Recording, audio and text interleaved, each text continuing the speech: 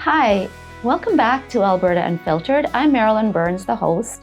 And we have here today, again, Katherine Kowalchuk, a most fascinating lady in Alberta. A lot of people have asked me, well, how are we going to get out of this mess? Like, how do we hold our government accountable, and how are we going to do this? And and I think you would have experienced this as a lawyer during COVID, that a lot of people will look to the courts and to lawyers to help them, right? Why are these decisions happening in our courts that aren't favoring truth, Yes. that are allowing our governments to not be accountable, and accepting their version of evidence over other experts. You make a point that at the beginning of all of this COVID, we'd never experienced this as lawyers. And I came to believe very early on that the charter would fail us because of Section 1. Mm-hmm. And so I didn't think that lawyers were ultimately going to be successful under the charter. Yeah. Although many lawyers were looking to the charter and trying. When you talk about bringing this whole package that's associated with implementing a one world government into the family, are you seeing that this is a division amongst men and women in relationships now? Because in the past, people used to argue about money. They'd argue about what's happening in their love life, behave badly toward each other. But are you actually saying you're seeing these topics become divisive within couples? Yeah, definitely. We have to remember that this agenda, this leftist, progressive, Marxist agenda has been seeping into our culture for decades, mostly since the end of World War II. That's how the feminist movement was started. If you look at the origins of feminism, it comes from socialism, groups that who have a worldview that's socialist. And so we've been, over the decades, have been conditioned to accept these things, like, for instance, you don't derive any worth as a woman if you don't have a career. You need to be in the workforce. To take women away from raising their children, vilifying them for wanting to be at home with their children, to be present for their children, to teach their children, and making them feel guilty about not being good enough and not being male enough in the corporate world, and also failing as a mom. And then these issues over time have eroded the family values and family unit. Okay. And so 10 years ago, in my practice as a family law lawyer, I would hear maybe a few people, maybe a year, come in saying that they're married to a narcissist. Now new clients come into my office, and each of them, by and large, tell me that they're married to a narcissist.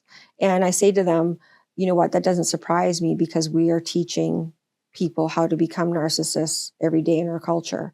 By this idea that we are individuals first, that our individuality is the most important, and therefore our feelings trump fact, and we no longer have loyalty to the family unit or understand what marriage is about, really. So we don't have that loyalty to the family unit any longer.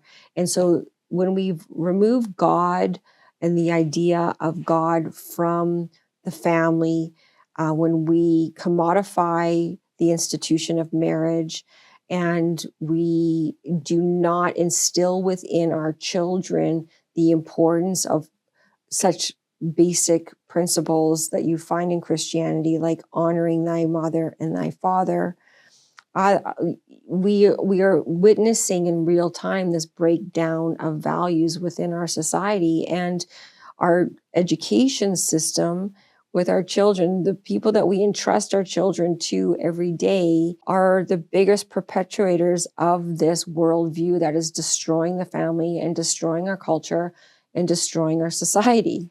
You touched on the thought that we no longer have responsibility to our families, to our spouses, to our children, to God. We have responsibility only to ourselves and our government? Is that what you're saying? Well, that's what we were rewarded for.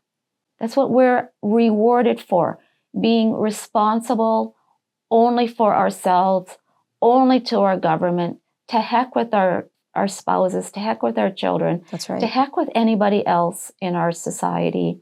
We are number one, and our government is number one. That's right. That's really a strong statement, Katherine. I think it's pretty self-evident. I mean, now it's taken me some time to get to that point of view, but we live in a nanny state. So the government has taken over control over all elements of our lives, including child rearing. And we've been conditioned, I think, as a culture. And like my husband calls it intergenerational discontinuity.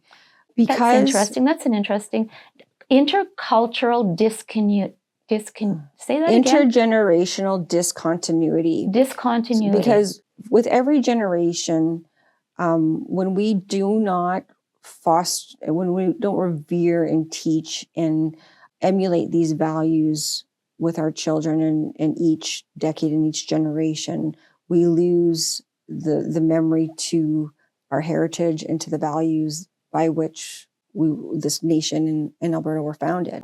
As a lawyer, you would understand that the Constitution of Canada allows the provincial governments to run the education systems.